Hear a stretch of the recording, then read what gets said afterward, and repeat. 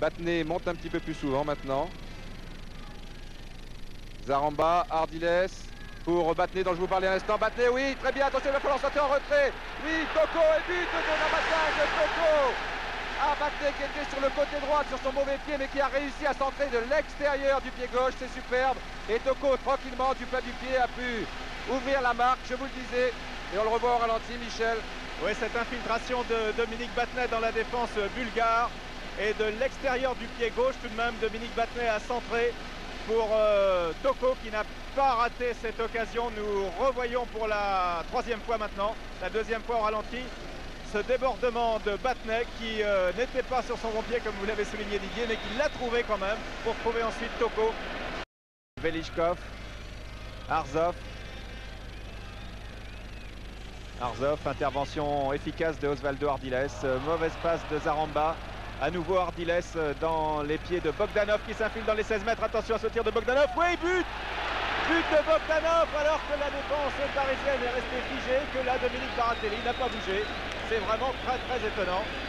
Égalisation du Lokomotiv de Sofia. Ça va être maintenant extrêmement difficile pour le PSG. Nous revoyons le but. Oui, un tir vraiment superbe de Bogdanov malgré le dernier tacle de Fernandez. Il faut souligner que les joueurs bulgares se montraient déjà beaucoup plus entreprenants en attaque. Ils ont pu aller au bout de leurs actions, gêner les défenseurs parisiens. C'est un signe et sans doute des nouvelles consignes de leur entraîneur. Et cela porte ses fruits. Et maintenant, il va falloir marquer 2 buts. Ricochet sur le poteau, sur ce tir de Bogdanov. Et les Parisiens repartent à toute vapeur à la... qui goûte pour la première fois à la Coupe d'Europe. Le Mou. Guillochon. Kist. Kist pour Guillochon. Mauvaise passe. Ballon récupéré par Battenet. Tir de Battenet du pied gauche. Superbe tir dans la lucarne de Battenet. 2 buts à 1. 21e minute en deuxième mi-temps. Tout redevient possible après ce but de Battenet, dont les montées ont été décisives en ce qui concerne le tableau d'affichage. Il a amené le premier but et il a marqué le deuxième. Oui, un tir superbe et le ralenti va être très intéressant car j'ai bien l'impression que Battenet a pratiquement tiré sans élan. On s'attendait sans doute qu'il combine sur cette action. Regardez-le Battenet. Bon, tout d'abord une bonne interception. Et là on pense à une pichenette et il n'a pas beaucoup d'élan et en pleine lucarne. Les gardiens de but d'Honnête ne pouvaient absolument rien. Donc le match est relancé, 2 buts à 1. Il reste 23 minutes aux Parisiens pour marquer le but de la qualification. Et ce qui nous promet une fin de partie assez sensationnelle avec Michel Ngom qui continue là-bas. Il est passé, non. Lalov est un remarquable tacleur. Je ne pensais pas que c'était à lui. Il allait tirer ce corner.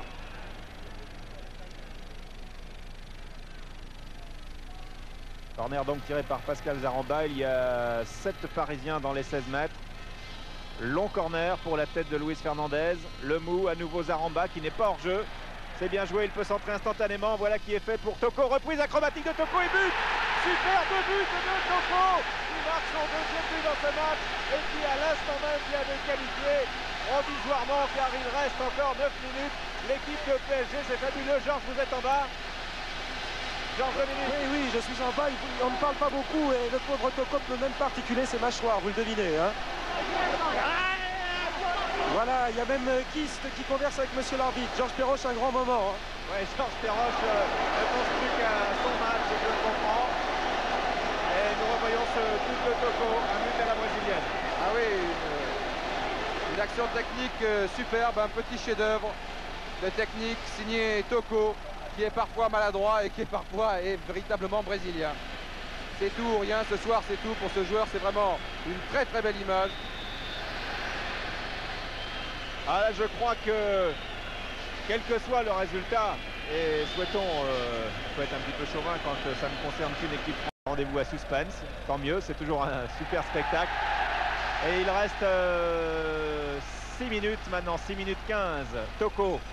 Pour Ngom qui est bien parti sur la droite, qui va prendre de vitesse son défenseur. Oui, il y parvient. Ngom entre les 16 mètres, il efface le gardien. Et 4e but de Parisien, signé Toko, c'est formidable. 3e but de Toko, 4-1 pour Paris, c'est dans la poche. Je vous l'ai dit, en contre, des joueurs comme Michel Ngom sont redoutables grâce à leur pointe de vitesse leur sens du contre-pied. Je crois d'ailleurs, Michel, que le but était déjà rentré lorsque Toko a assuré. Enfin, peut-être un but de Toko, qu'importe le flacon pourvu qu'on ait l'ivresse. 4-1, c'est l'essentiel.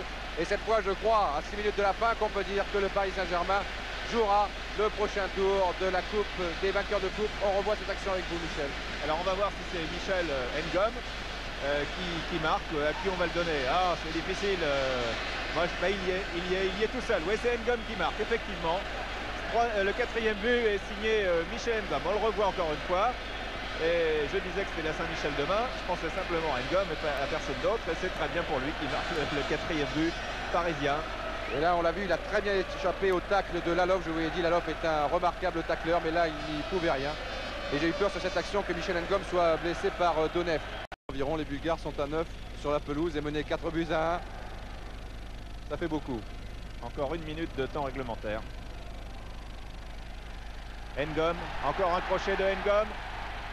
Ngom qui donne à Jean-Claude Lemoux, but de Lemoux, oui, c'est le 5e but. Alors là, évidemment, tout à l'heure, on a dit que c'était dans la poche. Maintenant, eh bien, on peut prendre les billets pour le 2e tour. Et Francis Borrelli, levé de la victoire. C'est une très belle histoire à laquelle il faut associer tous ceux qui ont créé ce club de Paris Saint-Germain.